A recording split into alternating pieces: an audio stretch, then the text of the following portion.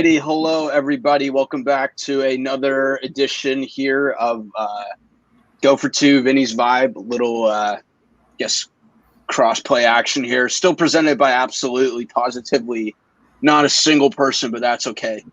We're all good here. We got, actually, let me change it to this. Yeah, this works out fine. Got another great episode for you guys. We got the same trio as last episode. We got my guy, Jack, who's my main co-host. Jack, how are we?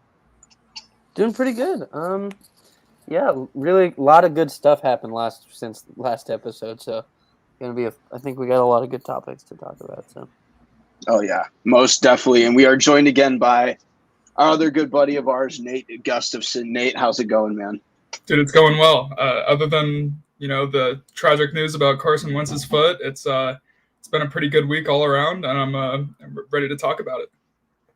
Yeah, we will get into that towards the end of the show. But first, let's start off with the crazy things that happened in the NBA starting on Wednesday.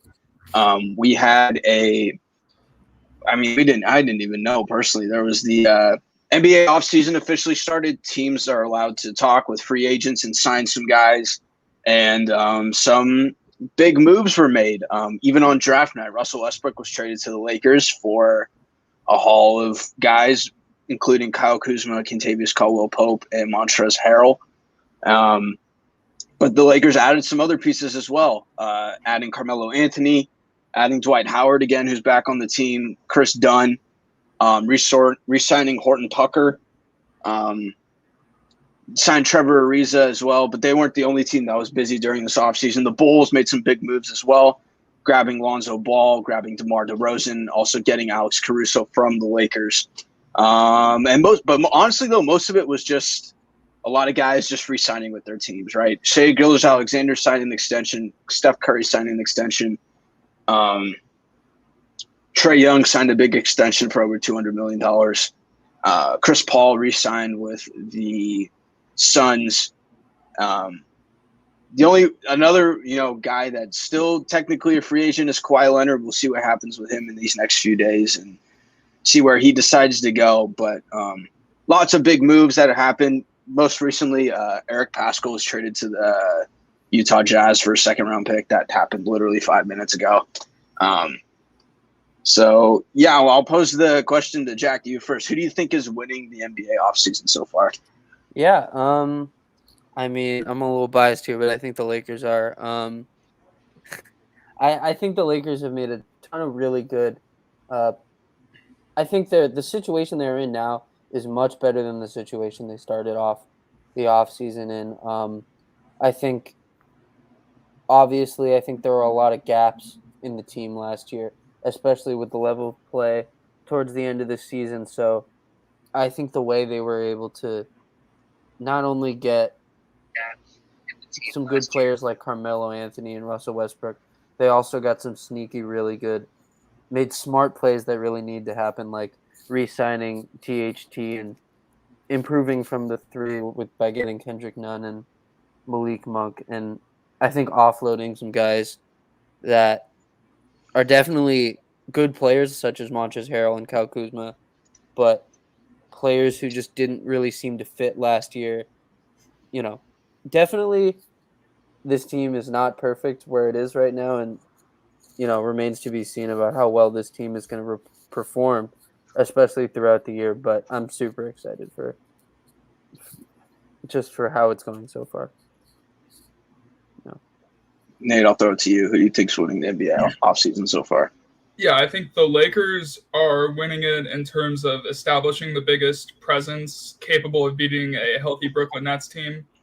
I believe right now there's about 5 or 6 teams capable of winning an NBA championship across the league. And the one that stands out of those is the Brooklyn Nets. They have 3 of the top 12-ish players in the NBA, including the best player in the world in Kevin Durant. And if your other team's looking at that, granted, Kyrie has a bit of an injury history in the postseason, but last year was really one of the first times that James has been hurt during the playoffs. And I think a lot of that had to do with him missing games during the regular season, his body not being quite ready for it. But I think the Lakers are putting together a team that can beat a healthy Brooklyn Nets because you have LeBron James, Russell Westbrook, Anthony Davis, obviously, but I think the Malik Monk signing is the one that stands out to me. In terms of getting that shooting presence to pair with those guys who need floor spacing, who need that wiggle room. And KCP was one of the more underrated shooters in the NBA over the course of the last couple of years. It was an instance where, he got absolutely annihilated on Twitter a couple times a couple of years ago, and he started doing his job in a really, really big way. He was big for them on that finals run. His three-point presence will be missed, but I think they did a great job filling that with Malik Monk. So in terms of this season, who's won the offseason, I believe it is the Lakers. In terms of overall looking back, who I think has done the best job overall is the Chicago Bulls. Mainly because they've been able to bring these guys in while maintaining their young core, so that they've held on to. They're not making any rash decisions to try to put together a competitive team. They're doing it by bringing on veterans and adding it to a young core, not relying on the young core or trading it away. They've been able to keep Kobe White, who I think is going to be a good NBA player. Patrick Williams, I think, got snubbed of an all-rookie first team. He had a pretty underrated rookie season. They keep that intact. Signed Lonzo Ball, another younger developing player, and then really bringing in DeRozan. I think they did a good job bringing in Vucevic at the trade deadline last year. And the Bulls, to me, look like they're doing a good job of turning their franchise around after a lot of really rough years.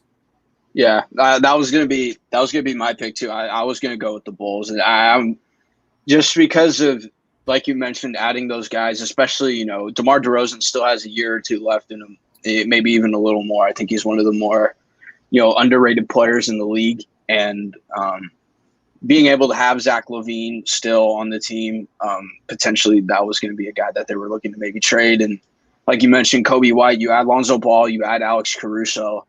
They got something cooking down there. And like you mentioned too, the move for Vucevic, I think, was a good one last year. And, you look at their starting five, that's not a bad starting five that you're putting out there now.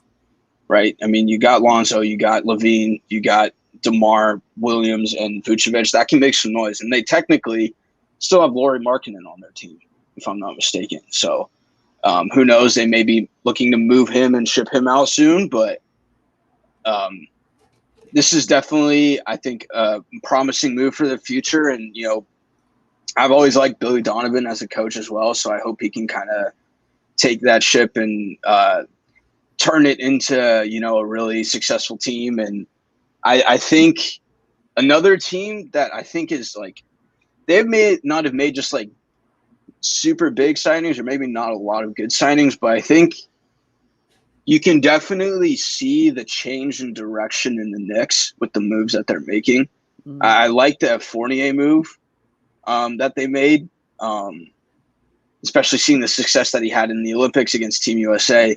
And another thing too is they got Kemba Walker today, which I don't know if that impedes them from potentially landing Damian Lillard. I don't know. Maybe that's not the direction that they're going, but they're heading towards a direction where they could just look to appear as like a competent franchise, which they haven't been able to possess over the past God knows however many years now, excluding last season. So I still think the Knicks could do a little bit more work. Maybe if they can somehow get a bigger superstar to go to New York, like there is still the I don't think this is going to happen, but there is still the possibility that Kawhi Leonard lands in a different team other than the Clippers. I would be shocked to see if it was anyone else but the Clippers, but I'm going to change. That looks better to me. I like that. But yeah, I think that's where I think you could see where the direction is going with the franchise. And I think getting guys like Fournier and Kemba on your team are, two good starts for that. Yeah. Go ahead, Nate. You got it. Yeah. Well, I think the important thing to remember is, like, I don't think that Evan Fournier, though a good basketball player, is, necessarily it's important to keep in mind the importance of bigger market teams to keep open max slots and the potential for landing stars like that. But, I think a big counter to that is the ability to move players. Money can always be moved around. And if the Knicks were going to get a guy like Damian Lillard and there was, mutual interest there, I'm sure that they would be able to move players around and make things work financially. So I was just going to say, moves like this, though, on the surface, you might say, well, that took away a max slot for them. Maybe they potentially could have gotten in on another player. at this point in the NBA, players can be traded, a lot of money can be moved around, and a lot can be made to have a player on the team. Like James Harden getting traded to the Nets, realistically should not have been much of a possibility within the, traditional understanding of the cap, but there's ways to move things around, to make things happen. So if there was interest for a Damian Lillard or a Kawhi to go to New York, I think that possibility would still be open. Yeah. Mm-hmm. And before Jack, sorry, were you going to say something about Go ahead. I was kind of go ahead. You got it. Okay. But so before we get into the, more specifically with the Bulls, I think one move that was a little bit questionable that I saw was Andre Drummond to the 76ers. Mm-hmm. I don't get it. Yeah. Like I understand. Like I just don't know what the 76ers are trying to get out of what they're trying to do. Like it just seemed like they're still asking for 4 first-round picks for Ben Simmons, which is that's not happening. He's maybe worth 1, maybe 2 of those, but I don't know if he's worth 4. Yeah. And getting a guy like Drummond when you already have Joel Embiid, I don't necessarily know if that's a good way to go moving forward, especially seeing how they ended the playoffs last year, losing to a younger team in the Hawks that, heading into that series, it seemed like they should have won it and like being like that main dominant team in the East. But just seeding wise as the 1 seed. Yeah. But yeah, I think the 76ers look like they kind of need to get it together a little bit and really do some deep diving into, the foundation and what is the problem there and how they're going to solve it. Because if it seems evidence points to it being Ben Simmons, but they're obviously not willing to just, let bygones be bygones, wipe their hands and move on from it because they're asking for 4 first-round picks from it. But yeah, that was a move that I was really interested about when I saw Andre Drummond in the 76ers. It just didn't really make much sense to me personally. Yeah. I was going to kind of go along something the same thing. I mean, just kind of looking at the Eastern Conference right now, right? It's Brooklyn and Milwaukee at the top, I think. And then I think the 76ers, did not – I mean, with Ben Simmons being a huge issue for them, I don't see especially with this Drummond signing, it doesn't make a lot of sense to me in how they're going to get better and how they're going to make that extra push to get past Brooklyn and Milwaukee, right? I think the 76ers are a very good team and they got a lot of good pieces, but what sets them above besides Joel Embiid, and plus, and sorry, real quick, and plus you see other teams in the East looking to add teams that are on too. I mean, the Heat just landed Kyle Lowry. They re-signed Duncan Robinson. They did get rid of Goran Dragic, which he was a good player for them, solid player. But on his day, I think he can be a difference maker. But we just haven't seen that enough from him. And you look at the projection of the Knicks where they're going. You look at the additions that the Bulls made. Plus, that just brings up some questions of where does Philly kind of land now? Do we think they're still a top 4 seed next year? Do we are some of these other teams because Toronto could have a bounce back year too? We don't know, right? So yeah, I think it got a lot more competitive. I mean, looking at Boston's still there last year, yep. I think looking right at the beginning of the playoffs last year, you had the top 3 in the East and everybody else. And I think the Knicks are a young, really good team, and the signing of Kemba Walker can really push them up to another level. I think Atlanta looked crazy in the playoffs last year. Atlanta. I didn't even mention Atlanta. Yeah. Didn't even mention Atlanta. I think huge re-signing. Re-signed John Collins. I thought that was huge. He was instrumental, I think, in their playoff run. I mean, just an absolute baller out there. And I think for me, the only reason I said the Lakers were more impactful than the Bulls was because I think where the Bulls are, they moved up from the 11 seed to maybe the 7 seed.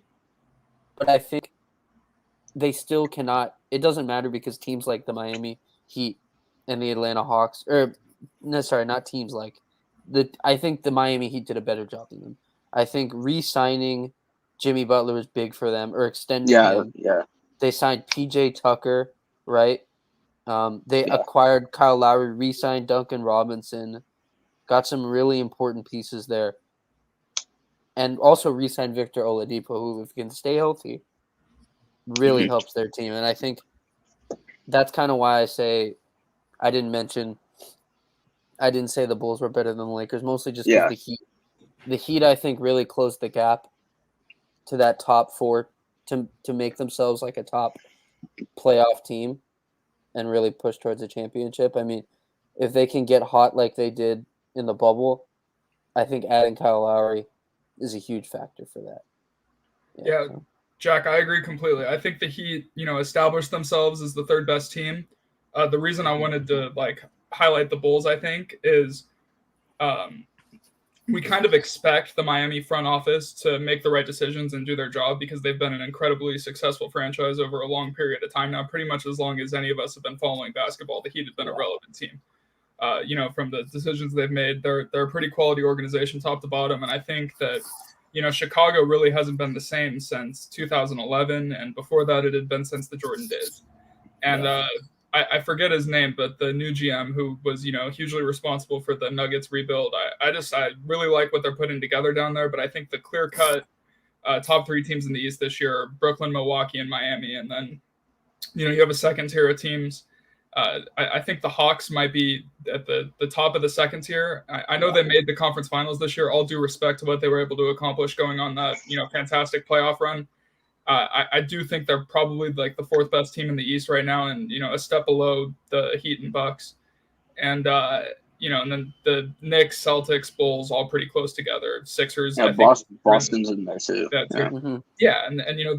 going to be good to see a competitive Eastern Conference in basketball because I think it's better for the league when you're getting a good competitive balance where. And I don't think we're there just yet because I still think that 4 or 5 of the top 6 or 7 teams in the NBA do still play in the Western Conference. But at least now it's starting to balance out a little bit. And especially as you're looking toward the future, the Nets aren't going away for the next, 3, 4, 5 years unless, there's a personality implosion in the building. Assuming that those guys stay together, they're going to be here for a while. Giannis doesn't seem to be interested in leaving Milwaukee at all. We can assume that they're going to be here for a while. The Heat are going to be here for a while. Toronto, Nick Nurse, I think is the best coach in the NBA right now. They're going to be here for a while. I think it's really good for the league to see this competitive balance. And yeah, I agree. The Heat, pretty much flawless offseason, and they're going to be in contention this year for sure. Yeah. Yeah. Oh, definitely. And so speaking about the Bulls, then we talk about these moves. On paper, it looks like they could be a serious playoff contender. Looking at the guys that they have, do you guys, believe in what the paper says? Do you think there's a, legit chance that they could be a team that's really contending for a playoff spot and even, winning a playoff series or two? Or do they kind of feel like, because it kind of feels like, I don't know, it feels like the Knicks, the Suns, and the Bulls all feel like they're kind of doing it feels like the Bulls are trying to follow that method. I think it works more. I think it worked best for the Suns knowing that they have that dominant, takeover game player in Devin Booker. Whereas the Knicks, Julius Randle is their best player, but he's not on the same level as Devin Booker. But also or even Zach LaVine, to be honest. Or even Zach LaVine. And that's what I was going to say. They do, the Bulls kind of have that, as good as DeMar DeRozan is, as much as Lonzo Ball can contribute, Zach LaVine is still the guy there. And it feels like, a lot of teams, a lot of people, I guess, were saying last year preseason that the Suns were a sleeper team because of the moves that they made and everything like that. Do you think I guess my question is, do you think the Bulls with these moves are closer to the Suns or closer to the Knicks? The Knicks have to wait a couple more years, whereas the Suns, the Bulls could be like a Suns and could just be that upset, kind of underrated story throughout the year and, make a potential run to the finals. I think they're they're closer to the Knicks. I think especially because they're so young. I mean, the Suns are young too, but the Suns have Chris Paul and Devin Booker, right? Two And Aiden, really yeah. and Yeah. Aiden, three 2.5 dominant players in the league, right? And I think what the Bulls right now have a really good, promising young core with Lonzo and Zach LaVine and DeMar, right? All those guys have been really solid the last last like 2 years basically, I would say, because Lonzo 4 years is a little bit of a stretch, but I think if the rest of the team can really come together, just similar to the way the Knicks did, around the coaching and just around with each other with the franchise, I think they could definitely make the playoffs. Win a playoff series, I don't know. I think a little inexperienced for that, but I definitely say they make the plan and make a 7 or 8 seed, 100%, which is definitely more than they've done in the past. Recent years. Yeah. So I would put them closer to the Knicks than the Suns in terms of what they're capable for, this season. Like, I don't believe that they're going to make a finals the way that the Suns did. I don't really see that happening. But what I will say about the Bulls team this year, and I underestimated the Suns going into this year. I had them as a top 4 to 5 seed going into the season, but never in a million years did I believe that they were, ready to make a finals going into the start of last season. But what I said going in and why I was confident they'd be a playoff team is I could look at their roster and I see 7, 8 quality players. And I feel like that's kind of where Chicago's at right now. And that's why I think they're going to be a playoff team. I think their ceiling is probably a 5 seed, but I do believe they'll be playing playoff basketball, winning a playoff series, maybe not. But, when you have, assuming that Lauri Markkanen and Kobe White are coming off your bench, those are 2 quality NBA basketball players that are coming off your bench.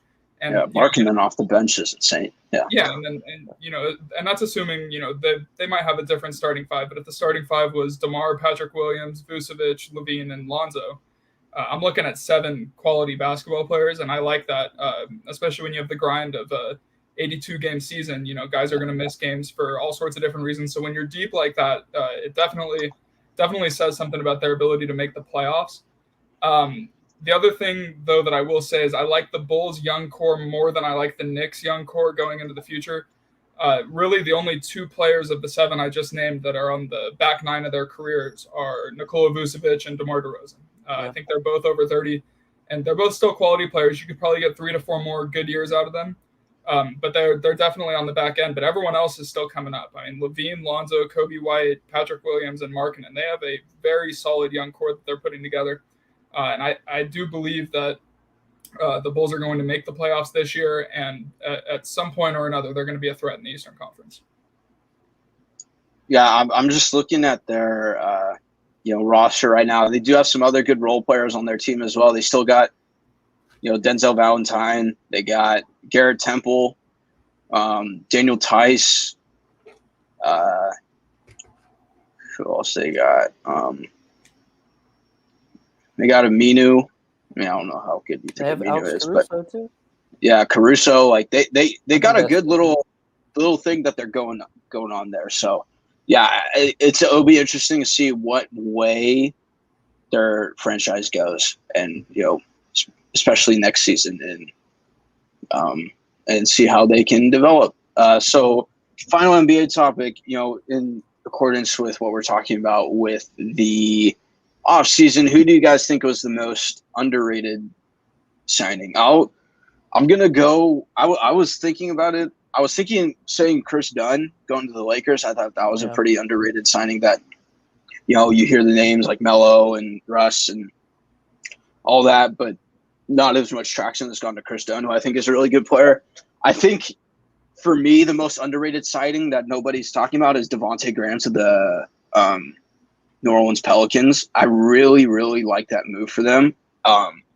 Just Devontae Graham won comeback player of the year, I think, last year or 2 years ago. And, he was really, we were talking about him last week with, the core that Charlotte was, building, and him being one of the main guys as part of that. But, adding him to, a team with Brandon Ingram, Zion Williamson, And, that young core out in New Orleans and with Willie Green being the new coach, I really like that signing. And I think New Orleans is going to be a great place where he can really display his talents and, what he's really good at, being one of the main offensive guys, just going out there and getting buckets. So I really like that Devontae Graham signing for the New Orleans Pelicans. That's probably my most underrated one. Yeah, I was gonna say Kendrick Nunn. I think that's huge, just especially. I think it's huge and extremely underrated, especially with especially when the Lakers first initially signed like Trevor Ariza and Dwight Howard and and Carmelo. The big thing you see is those guys are old, right? So I think, or old for the NBA, right? They're experienced, as one would say. So I think having young guys like Kendrick Nunn to really carry the load and really help out when it gets later in the year is huge, and especially if the Lakers want to make a deep playoff run, they're going to need him and like Malik Monk to really step it up. So yeah, I think that was definitely especially because of all the more flashier signings like Russell Westbrook and stuff. That one's definitely underrated. Yeah, I'm going to go with Otto Porter Jr. going to the Warriors. The last time the Warriors had this much depth, they went 73-9. And as a Warrior hater, I got to be honest, I'm a little bit nervous going into this year looking at this roster, man. They look special. Yeah. Steph hasn't had help like this in a long time. And he's going to have Clay back. They're looking deep. I think Otto Porter Jr. has been a pretty solid player in the NBA for a few years now. He's still somewhat young. I'm not sure the length of the contract they gave him, but either way, they picked up a real quality player who's going to, fit right in with their team and everything they got going on. And then, not a signing, but a draft pick. Like I think I said it last week. I think Kuminga at 7 was a steal. And I'm looking at that Warriors roster, and everyone wanted a splash move, trading that 7th and 14th pick, to get that third star to go with Steph and Clay. But per usual, the Warriors front office is going to do what they always do and make the right decisions. And I think they're putting together a championship roster, top 3 in the NBA right now. Yeah. I think even with the move of Pascal today, you can look and they're still, 7, 8, 9 deep. It seems like, they made that trade for Pascal today, knowing that Kuminga was going to fill in that spot. I guess that's what that move kind of tells me. Maybe it tells me that they're going to opening up room to try and maybe still trade Kuminga and or Moses Moody and to get another guy. But, the good thing that the Warriors are doing right now is that they're giving themselves options and they're not tying their hands together. And they're not feeling like restricted to any moves. Like they could move forward with these 2 younger guys that, like you mentioned, you got Porter, you got Moody, you got Kuminga, you got Jordan Poole, you got Kevon Looney. They signed Bielitsa also, another guy to kind of beef up that bench. Or, you can move those guys, still keep that depth and add a, key contributor to your team. So I like what the Warriors are doing. It's cool as a fan to see Steph Curry get his second $200 million contract. He is the first player in American sports maybe to get 2 $200 million contracts. And even at his age now, being on the, I guess, more so on the tail end of his career, I think he's still worth every penny of that $215 million, just the impact that he has on the team and just how good of a player he is. I wasn't really concerned at all that they weren't going to re-sign him, but the Warriors are. What's up? No, sorry, Vinny, you go for it. No, I was just going to say they're just they're in a good position right now, and they're heading towards a good direction with the variety of things that they could do with their roster, and still more so than not being on the positive end of it. Yeah, no, the flexibility is outstanding, and just for Steph's contract, incredibly well deserved. And I think if Steph walked away from the game of basketball today, he'd already be a top 12 player of all time. And it's tough for me to admit it, but I mean, he has the chance to grow even higher. I really believe that he is one of the most valuable players to ever step on a basketball court. And, this is going to be our first look at a Warriors team that, where really they've put a team around him since him and Durant were teammates. And the amount of depth that exists on this team, anyone outside of the Lakers, I believe they should be favorites to win the Western Conference next year, and I'd like to see a Steph and KD square off in the finals. That would be lots of fun. And, I'm not just saying this because I'm a Warriors fan. I wouldn't be shocked to see a lot of people putting their bets down as Steph for MVP next year. I wouldn't be shocked to see that at all. So it'll be interesting to see how it all goes. There's still some moves that could be made in this NBA offseason, and it'll be fun to see how that all plays out, in particular with Kawhi Leonard. Let's talk about something that has already happened, though, the MLB trading deadline. Probably the greatest MLB trading deadline that we have ever experienced, ever. So many moves happening within, honestly, the last hour, right? The main ones being, trade. Somehow the Dodgers, just being the Dodgers, just decide, hey, I want one or two of these players. No, let me just get both of them. So they decide to get the two best players on the Nationals, and Trey Turner and Max Scherzer. I mean, I guess Juan Soto's in that combo, but Trey Turner and Max Scherzer to the Dodgers.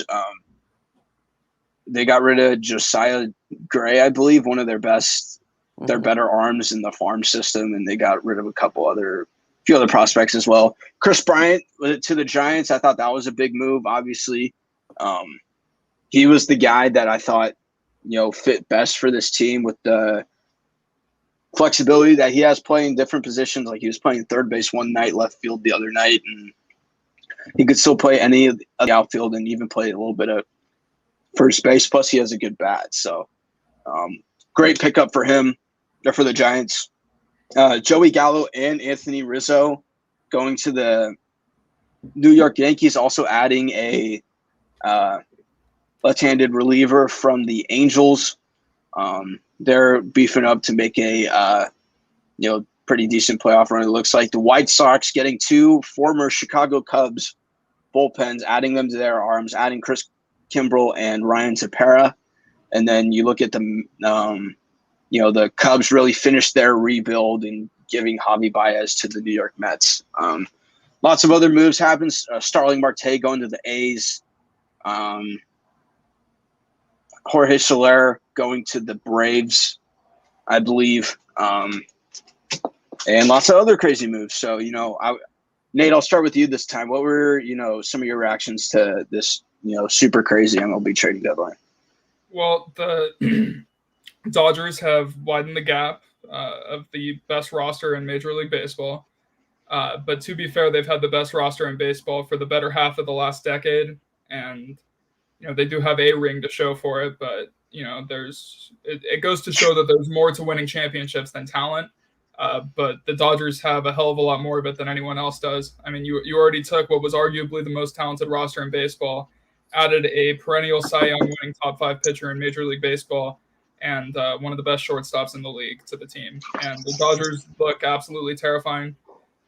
That roster is something else. It's starting to look like an all-star team. If Bellinger can get back to being himself, it's going to be a scary sight for the rest of the league. I love Chris Bryant to the Giants. I think that move was phenomenal. I'm very, very, very happy about it. And, he just something about Chris Bryant, and he's Chris Giant is what they're calling him now. And I just think he fits right in with the Giants culture that they've created. And I think this is the right sort of move to get us back on track as an organization. For the Yankees, bringing in more power bats, that I think is probably the thing that I'm most questioning. I guess it's good to have like 7 different guys who can all, hit 30 plus bombs in a season. But I would think that after you have like 5 already, maybe you start looking at trying to fix your broke pitching staff. But the Yankees are going to do their thing. They're going to load up, and they're going to be one fun baseball team to watch. Man, balls are going to be flying out of that park. I'll say that for sure. I don't know if that was the exact direction I would have gone in. And then sort of the same for the Cubs, to be honest with you. I think that Chris Bryant and Anthony Rizzo have a lot of time left in this league. I think they're going to be really good baseball players for a long time. If I were the Cubs, I think I would have leaned toward just trading Javi Baez and the relievers, because I think that they would have gotten a pretty quality haul of prospects. The reason I think that maybe they didn't do that, and from what I've heard, I think there were some issues with contract negotiations amongst all of their stars, and that was part of the reason why they had to rebuild, is that they were going to lose these guys in free agency anyway, and that also could explain why the Giants were able to get Chris Bryant for so cheap, because it was originally rumored we were going to have to give up Joey Bart or Elliot Ramos or all these high-level – Lamonte Wade was in that combo too. Yeah, and he's phenomenal, by the way. I absolutely love Wade, but that's what I'm saying. And then we end up getting out of it, really only giving up one top 10 prospect for, a top 15, 20 player in baseball. And, I think the Cubs have definitely made some mistakes, but we'll see where they go from here. They have, I'm assuming, I haven't had enough time to read up on it, but after trading half your team, they have to have one of the better farm systems in baseball right now. Mm-hmm. Yeah, I was about to say that. I think definitely trading Brian and Rizzo probably was a mistake. I definitely agree with what Nate said, but I think in general, a rebuild is a good idea for the Cubs. Definitely, they have a pretty good organization there. I think they can make smart decisions, but yeah, I think overall, I feel bad for all the Cubs fans out there. Basically they traded their 4 main pieces that they won a World Series there with, but I don't know. It's kind of part of baseball, So yeah, and it's weird, like, because contract wise, like you mentioned, Nate, like it seemed like it wasn't going to work out, but like they're all like players like either in or heading towards their prime, and they just decided to all just like yeet them all out the door just at one glimpse. And I think there could have been a way that you could have tried to at least sign like 1 or 2 of those guys to really build that core for those future guys to fill in. But just to say like at the snap of a finger, all those guys are out now, it was a little questioning for me. Like I questioned that a little bit. And with the Yankees, your 3 through 7 hitters are now Judge when he comes back, Stanton, Rizzo, and Gallo. Like you mentioned, that's probably like combined you're looking at like 200 home runs, but you're probably also looking at like 400 to 600 strikeouts between those guys. And was that the thing that the Yankees needed in order to make this run? Maybe, we'll see. I think, like Nate mentioned, I think they could have used some of their resources more towards their bullpen and a little bit in their starting pitching. But, Yankees do what they do when they want someone, and the Dodgers are heading in this direction too. Like, they just got so much money, so much more than everybody else. They can just be like, hey, you want to come play for us? Fine, we'll get you. And, we'll worry about the cost later, which I think, it does help. It helps for those teams because they can just recycle getting those guys like the Dodgers, like with Manny Machado. Like, they did the same thing. They just got him for 3, 4, 5 months, and then they let him walk out the door. Next thing you know, their farm system's so good, they replace him right away. And, they make a trade for another big guy. So, it just hurts as a Giants fan seeing the Dodgers make the most Dodger move they could possibly make. But it is what it is. And San Diego, I thought, was going to make another move. Scherzer was I think in the convo, but it ended up falling through. They did get Adam Frazier. Is Adam Frazier going to make them a World Series contender? Maybe. I don't know, but I think the Padres have a World Series contending lineup. It just remains to be seen what that pitching staff is going to be able to do come October. And I think that, for whoever gets in the playoffs in Major League Baseball, it's anything can happen from there. But, the best way that you can set yourself up for success is being a complete baseball team, timely hitting, and good pitching. And I think the Dodgers have hands down the most talented team in baseball. The one thing I was going to say before we leave the topic on the Giants Cubs thing, like the idea of keeping Brian and Rizzo and trading everyone else, I don't want to say that the Giants rebuild is like a pinnacle of anything because it took a long time. And it probably would have been faster had they traded more players, more quickly once we fell out of contention following the 2016 season. It obviously took 5 years, but if you look at the Giants right now, arguably the 2 best players on the best team in baseball record-wise are Buster Posey and Brandon Crawford. You can hold on to cornerstones of a franchise in the process of a rebuild. And I think that's a lesson that a lot of teams can take away from this. Yeah, plus Brandon Belt's still there, and he was having a really good season before he had gotten hurt. And, they made the trade for Longoria after that 2016 season. And it was kind of just like, maybe a little raising eyebrows a little bit. But no, I think it was McCutcheon. Yeah, it was McCutcheon first, and then – or did they come in the same season? I think we brought in, like, Kutch and Longoria, and we just ended up being, like, the kind of a retirement home of Major League Baseball, and it just, it didn't work out. I think that you got to have a mixture of younger guys and older guys, and I do think that there's something to be said that you can hold on to franchise cornerstones. Just because you have a fire sale doesn't mean that you have to get rid of everyone. You trade people who are nearing the end of their careers, who have high trade value, and then hold on to the guys who you want to win championships with the next batch of guys that you can bring up. Yeah, definitely. Yep, I'm with you there. It'll be a very fun next few months heading into October baseball. Let's head into some NFL stuff. Now we'll end the show with these last two topics that we got here. Thank you for everybody that's tuned in. Be sure to like, comment, subscribe on the video. My Twitter link is down below in the description. Nate's Instagram link is in the link in the description as well as Jack's Twitter, as well as the playlist for our Go for Two podcast. That is all in the link in the description as well. Like, comment, subscribe, all that fun stuff. So we'll talk about some NFL stuff. We'll talk about Nate's beloved Indianapolis Colts. Hasn't been a great past couple of days, seeing the injuries to Carson Wentz, who is reportedly out for 5 to 12 weeks, as early as coming back week 1, as late as coming back as week 7 or week 8, but also seeing the injury to Quentin Nelson. Same foot injury as Carson Wentz, but he will be out indefinitely. So I think that, looking at it, the Nelson issue seems to be a bit more of a problem than Carson Wentz, because I think Quentin Nelson's one of the 10 best players in all of football. But I agree. But the position. Yeah, Nate, I'll let you go. The impact too. Yeah, well, no, I mean, like, and it's not just Q. I mean, Ryan Kelly got hurt, which is going to hurt us. But the Colts need to make a move immediately, because the way that I see it, and maybe this is Carson Wentz got hurt as karma for all my boasting over the course of the last couple months. But I've been telling everyone and their mothers that the Colts are the second best team in the AFC going into next year, behind the Chiefs. I think our roster is complete. I think we have the best offensive line in football. I think our pass rush is going to be rejuvenated. Toure coming back is one of the more underrated young players in the NFL. I think we have the best linebacking core in the NFL. I think we have one of the best safety combinations in the NFL. I think we have one of the best running games in the NFL, and I'm a believer in Carson Wentz.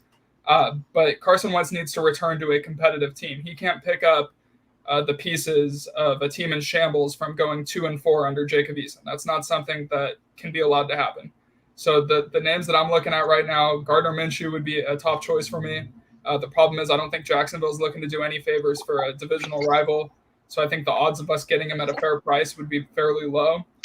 Marcus Mariota is another name that I would love to see, especially if the Raiders are, they're very committed to Derek Carr. I think that there was some talk for a while there last preseason about, Mariota gunning for his job. And I think that Derek Carr pretty much put all that to bed last year.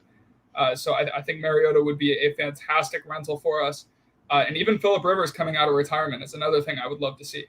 Because, he's hinted at it a couple times. If we could just get Phil back for the first 5-6 weeks of the year and then give the keys to Wentz, that would be great. But Jacob Eason, I don't believe, is a viable option to start at quarterback in the NFL for the time being. And I've heard some Nick Foles stuff, and I think that is a terrible idea. I want Carson to come back with a fresh mind, a fresh heart. I want him to be ready to go. We can't have any of the ghosts from his past haunting our team. No, I was going to say that would just be mentally just terrible for Carson Wentz. That might be if a he little were to. But yeah, I mean, looking at the quarterback situation, like you said, Jacob Eason, I think Sam Ehlinger was drafted by the Colts as well. Neither of those guys seem like they're ready. Maybe Andrew Luck out of return. No, I'm kidding. I can't do that to Nate. That would be nuts though. Oh, just out of the blue, out of left field. Hey, Andrew Luck, I'm back. If he That would be if he insane. did that, I would cry tears of joy far more than I cried tears of sadness the day that he retired. I would sprint through my entire neighborhood. I don't want to get arrested, so probably not naked. We'd probably go boxers, but I mean, I would run around for probably a couple hours before I just collapsed Yeah. of excitement. But it's not going to happen at this point. I've pretty much given up. Yeah. Do you think another name that I've heard potentially going to the Colts is Jimmy Garoppolo? I don't know how the money would work with having him and Carson Wentz on the same payroll. I don't know how good of we have money wise. Yeah. Yeah. But I mean, And it could be just like a rental thing, like where if he does play well in those whatever games, and you can just trade him and get more compensation from him. That could be a situation that happens. But it'll be interesting to see how they address it. I think as of today, I don't think they're gonna head into the season with Jacob Eason as their starter. I think it's either gonna be Carson Wentz ready by week 1 or somebody else, not named Jacob Eason or Sam Ellinger. Jack, any thoughts? Or Nate? I mean, I just want to say, I think when I heard Carson Wentz was going to the Colts, I thought this was a really good move. I mean, I think we talked about it already like 1,000 episodes ago, it feels like. But yeah, I think Carson Wentz, like, if he can be 100% healthy, not even 100%, he doesn't have to be to the form he was on that Eagles team. I think this Colts team, like Nate said, is one of the really good young rosters in the league and really scary. So I think if Carson can just, play and just have some sort of an impact, I think they can go a pretty long way. So, yeah, and that's I think the timing worked out perfect, at least in my eyes, coming into this year. Because the reality is Carson Wentz, you can say what you want, and I'll make the excuse for him that he was on a bad team last year, because he was. But, I mean, he was playing awful. I mean, good quarterbacks play well under difficult circumstances. He didn't. He was god-awful last year. He was a terrible quarterback. And I think because of that, the Colts were able to buy so low on him. And the last time that he was on a team with Frank Reich, he was the MVP before he got hurt. So, I mean, I think there's a ton of reasons for optimism. I think that Carson's perfectly capable physically of being a great quarterback in the NFL. I think a lot of it's between the ears. He has to stay strong mentally. And not forget mechanics. I mean, he was just, really just pretty sloppy last year. And that's what led to a lot of those turnovers. And I think, with the running game the Colts can offer him, the structure of the organization, the way they're built from top to bottom, I think that the potential for greatness is definitely there. Yeah, and I think another thing just with the Colts and I guess the AFC South in general, it seems like a very open race for the division. It seems like seeing the Titans add Julio Jones obviously helps, and their offense is going to be really good. I think there's still a lot of question marks with their defense. You never know what could happen in Jacksonville. They have a solid defense there, and Trevor Lawrence is if he's as good as what we hear, maybe they could be a surprise team, especially with some of the guys that they have on offense and their running game in particular as well, with adding Travis Etienne to James Robinson, and like I've mentioned, the receivers Laviska Shenault, DJ Chark, Colin Johnson. Colin Johnson, Bay Area zone. Yep. And then you look at and then the defense too. I mean, they got a good linebacking core, and they got some couple good guys on the front seven. So I think the one team you could really look at and say that they're not going to really compete for the top is the Texans. I just don't. Their roster is just so bad, and I just don't know if Deshaun Watson is going to play this year. I think it's going to be leaning. It could lean yes more so than no, and in that case, they can maybe have a shot because as long as Deshaun Watson's on the field, they have a chance to win games. Not many other quarterbacks you can say that about, but I just don't know how confident I'll be in that scenario happening. So pretty open race. I think it would hurt one of the other teams a lot more if their guy got hurt than if the Colts got hurt because of how deep they are and all that good stuff. Like if Tannehill were to get hurt, I think they would be they'd be in a worse position. They'd be in trouble more so than what the Colts are in trouble with right now, because I don't even know who the backup for the Titans is. It's not Mariota anymore. Yeah. So we'll just have to wait and see. No, totally. Yeah. Heading into our last topic here, Trey Lance, he has been lighting up training camp so far for the 49ers, and a lot of throws have been trending on social media, in particular the one that he threw yesterday at training camp, rolling out to his left, stepping up in the pocket, and then throwing pretty much off his like a jump throw 50 yards to Trent Sherfield right into the pocket. Made another good throw today in triple coverage, a 40-yard bomb. He's been lining it up, and it's only been 5 days worth of training camp. Hasn't been a lot to see, but you can see the potential and you can see where he can be in this offense. Nate, I know you had some questions about Trey Lance coming out of the draft, and so I guess, based on what if you guys have seen a lot on the Trey Lance stuff, do you think there's a scenario where he should be starting week 1 for the 49ers over Garoppolo, or do you think the 49ers should be doing what they're still doing now, which is, they're doing their due diligence and making sure that they put him in at the right time? I can go first on this. I think they should still wait and see. I mean, I think it's never a bad thing to be safe, because, you still have Jimmy. You might as well try to get a little bit out of him. But I think if Trey Lance continues to impress in preseason, I feel like it's really hard to make the argument that he shouldn't be starting, right? He shouldn't be starting week 1, because if he plays better than Jimmy in the preseason, he shows he wants it more. He shows, or the offense just looks more capable and more dangerous than it can be with Jimmy. Why would you not want to put the players on the field that are going to make the most impact and going to make your team the best possible it can be, right? Like, if he's just straight out, flat out better and performing better, I say go for it, put him in week 1. But I think if you have any hesitance, put in Garoppolo, because I think that's something that happens a little bit too much. I think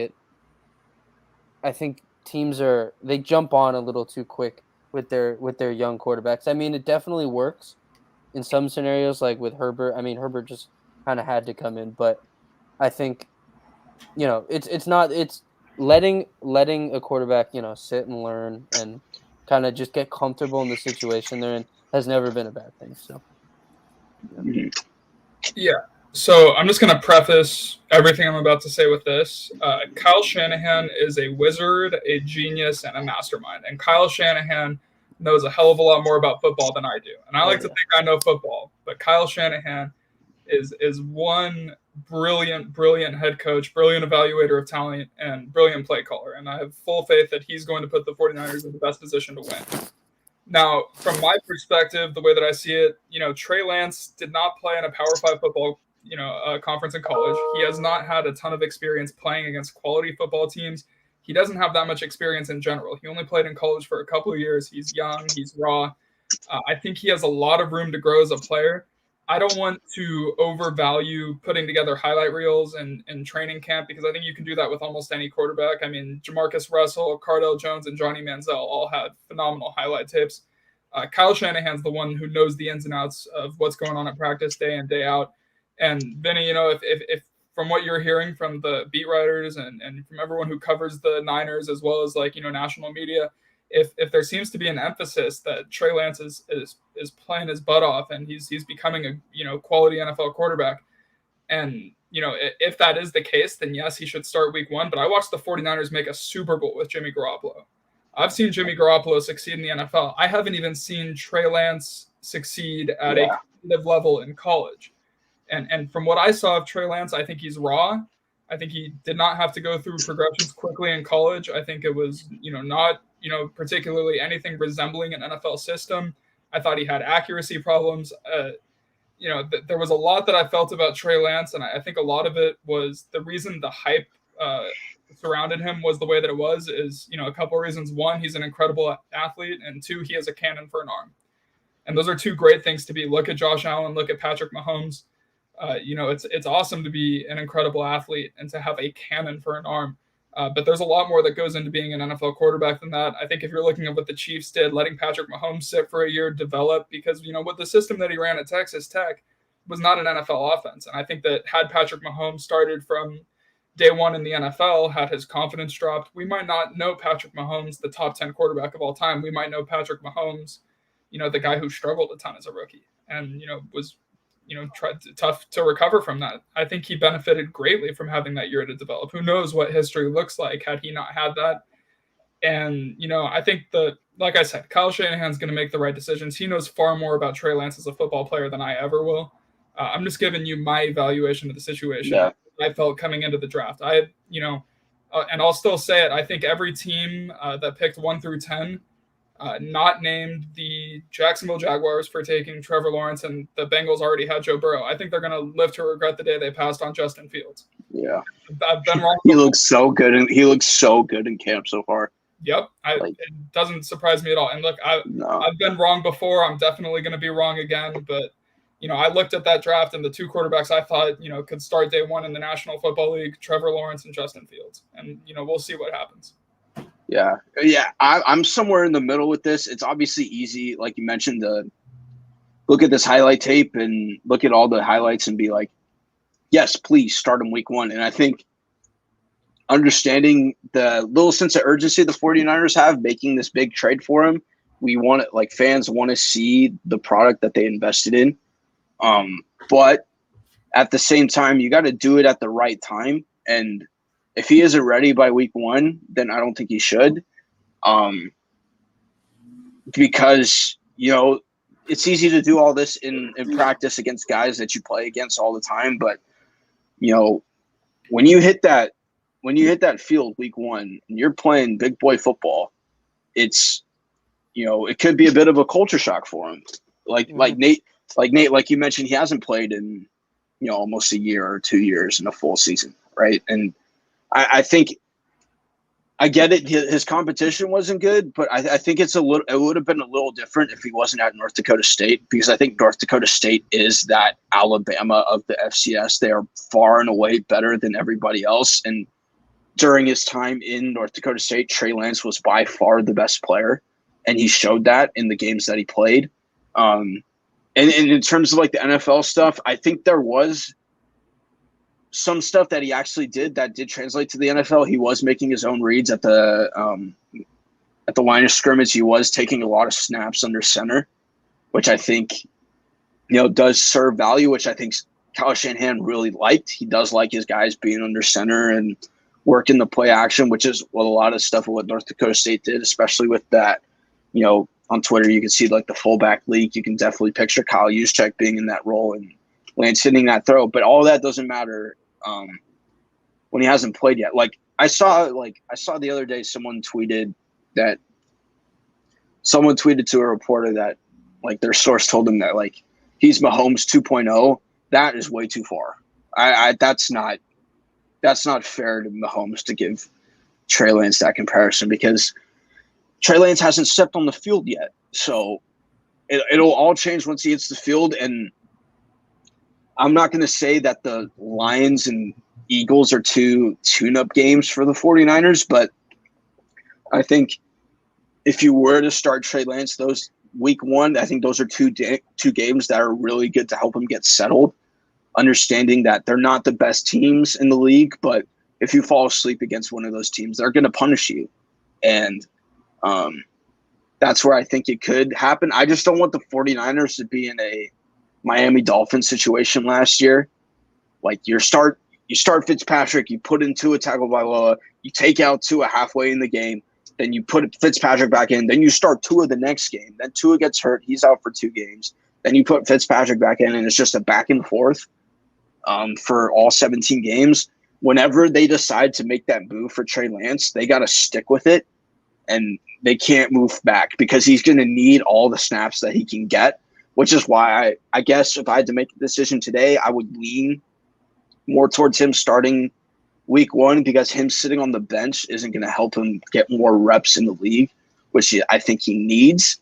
And another thing with that is, like, what was the difference, like, especially for top 3 picks, like, what was the difference between, I guess, for example's sake, say, Baker Mayfield not starting week 1 versus him coming in week 2? And what's the difference between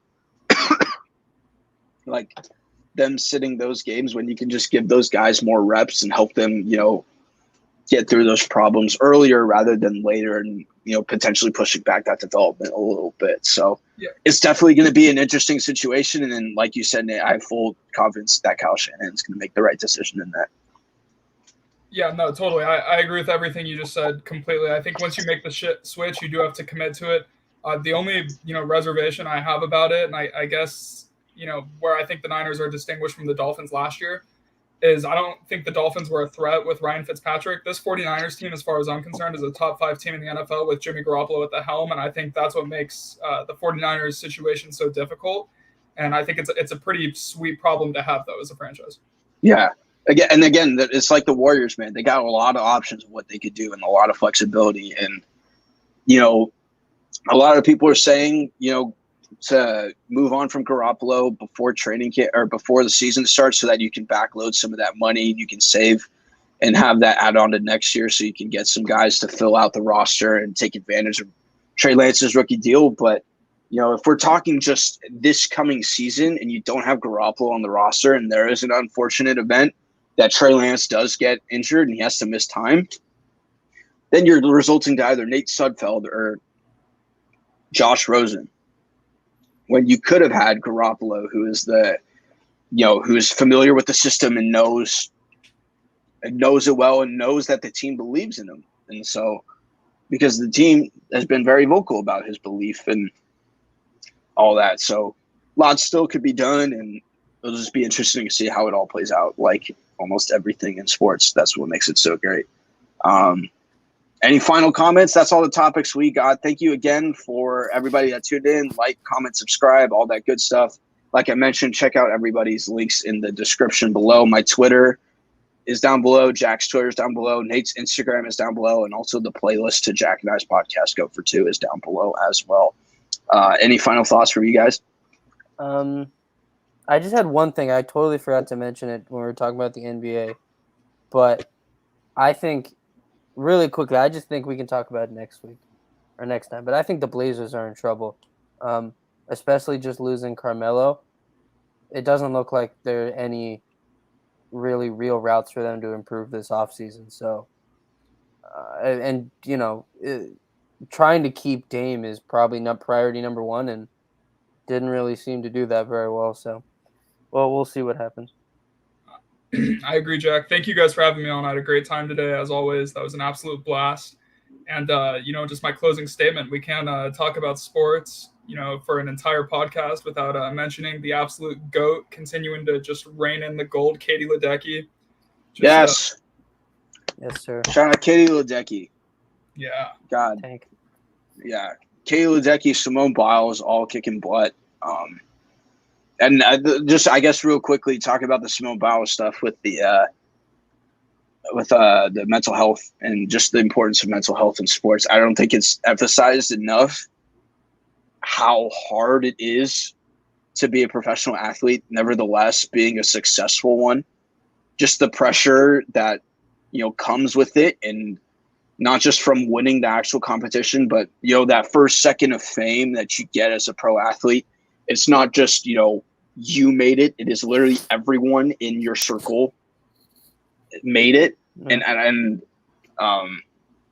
it's just, it's really difficult to try to keep, a level head and to really understand, what you're doing and try to, not forget why you did that. And so, credit to Simone Biles to, really, stepping up and being an advocate for, mental health in sports. And